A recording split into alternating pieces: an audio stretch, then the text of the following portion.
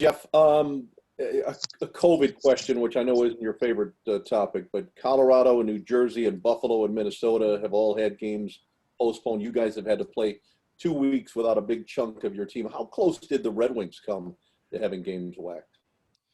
Ultimately, it's a question that is for the NHL. I'm not certain. We're told every situation is different.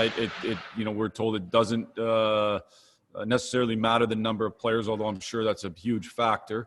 I assume, the one thing I would say is I think our medical staff did a great job of keeping ours contained. And I think we caught them and we did a really good job. And as a result, we didn't spread it to Chicago when we played Chicago, like it was most likely spread to us when we played Carolina. And that's not the fault of their medical staff. It's just the way it goes sometimes. And so, but I would say that. But again, every situation's a little bit different. I think as a league, we all want to play. So let's keep finding ways to keep playing if we can.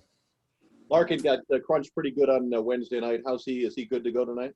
I anticipate Dylan in the lineup tonight. And last one, you're in the home of the Super Bowl. I have to ask you for your Super Bowl prediction. It's two guys I wouldn't want to bet against. I can tell you that with Brady and Mahomes. I have a hard time saying this, but I'm going to go with the Chiefs, just the younger Mahomes. Thank you. Next, we'll go to Ansar Khan from MLive. Say, Jeff, when a team has struggled against a particular opponent for an extended time, how much does that become mental over time? I mean, does confidence play a factor, especially when you fall behind early? I would say no in this instance, Ansar. I would say, confidence is a bigger factor in what our record's been lately. Hey. Not based on anything against the opponent in the past. To be honest, a lot of the guys that are here weren't there during those games, and players really don't think about necessarily that record. And a lot of times we wouldn't know it if our media people didn't tell us, or our wonderful media didn't tell us. We wouldn't even know what the record was over time. So I think the bigger concern for me is finding ways to regain our confidence. And we're going to have to go against the defending Stanley Cup champions to do that. But we just got to dig deep within ourselves and understand we have the skills to be successful, and we've put the work in to be successful. So let's go out there and play with confidence. One thing Luke Glendening mentioned after the last game that he thinks has been lacking during this slide is just kind of the grit and fortitude that you showed earlier in the season. I mean, are you seeing that too? Certainly in a game like the other night when you get down, you'd like to show more external fight back, I guess. And I didn't think we had enough fight in us as that game went along. So that's certainly part of it. Have we had enough grit? We've lost games different ways. There's been games where we played really good defensively and I think had grit and been hard to play against and lost on specialty teams. And there's been some games where we haven't been as good defensively. Certainly the other night was one of them. Second game in Chicago is another one where we just simply weren't good enough defensively, and we weren't hard enough to play against. So, for us to have a chance every night, we got to make sure that we're real hard to play against, we're real good defensively, and then find ways to win the close games. And one of the ways to do that is win the specialty teams battle. Thanks, Jeff. Yep. Next, we'll go to Joe Smith from The Athletic. Hey, Jeff, you mentioned the other day coaching Blake Holman and Jr. What was your impression of him back then and your thoughts on what he kind of has turned to over the years? Well, actually, he was back then what he is now. He's a hard player with skill, and he's got a ability to play the hard game and be really hard to play against and check well, and he's got good skill in that role. And those guys aren't easy to find. I think they're hard to find. Guys that can kind of do both. So a lot of guys that check really well don't have quite as much ability like he does to score 20 goals in the NHL like he has. So. He's a competitive person. He's got a great family, comes from a great family. And he's a really, really good person who, again, has that pretty unique skill of being hard, but having enough skill to score. Next, we'll go to Ted Colfin from the Detroit News. Hey, Jeff, I'm just trying to, I saw somewhere on social media, some coach was talking about this the other day, but just the fact that you guys are only playing the 7 or 8 teams in your own little league, little division, whatever you want to call it, are you almost not, I don't want to say losing interest in the other teams out there, but just that singular focus in your division? I don't know. Are you guys not as concentrating as much on the other three?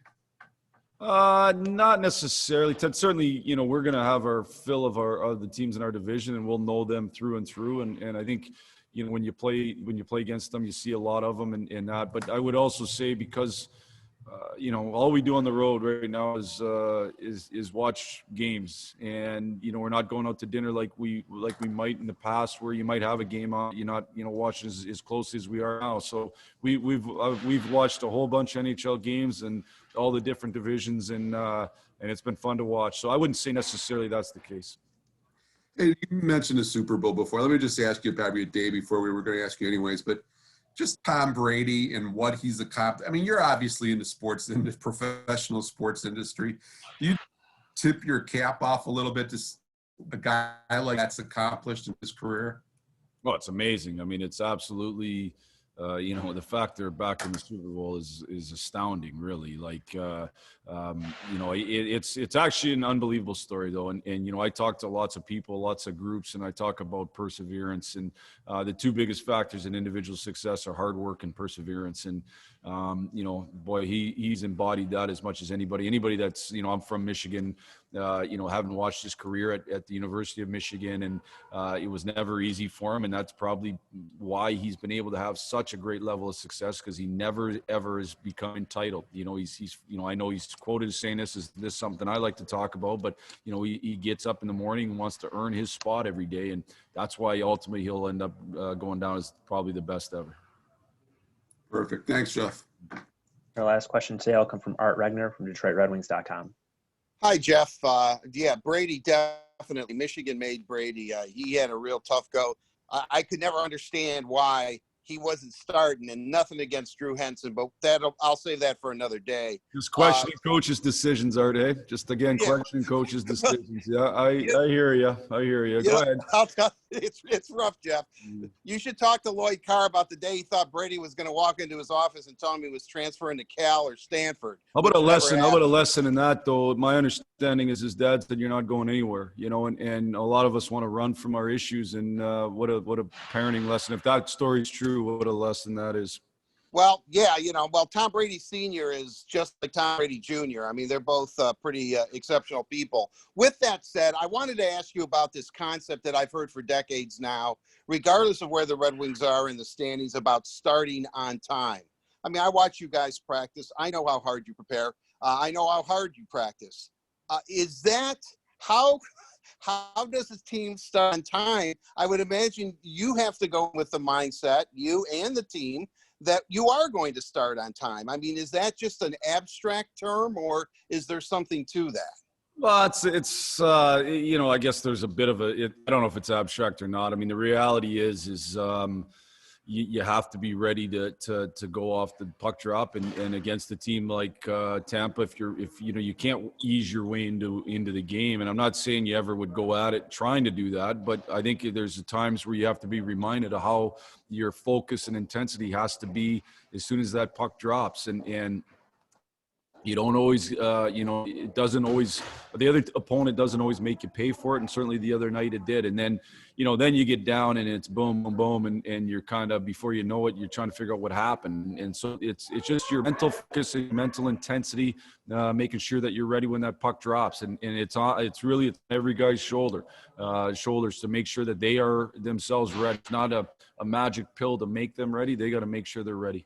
When you see this happening, like a snowball effect, like happened the other night, what options do you have as a coach? Is it mixing up lines, limiting guys' ice time? Is there much you can do in the heat of battle? Well, I think at that point, you know, unfortunately, one, the damage, there is some damage done, but two, you know, one of the options, or a couple of the options you have is you can call a timeout, which then means, you know, that's certainly one of them. And then two is you can pull your goaltender, and we decided to make the goalie change there. And You know, I know guys like Picks a lot, and not that they don't like Greiser, they certainly do. But when Picks got in there, they wanted to you know, hopefully they rally behind that. And it's a little bit of a wake up call when a guy that they admire as much as Greiser gets pulled, and they know it's not his fault. You know, so you hope there's a wake up call, and for that, certainly ice time is something that we always look at, and taking it away from guys that aren't given the effort and the competitiveness that we expect. So those are all options we have.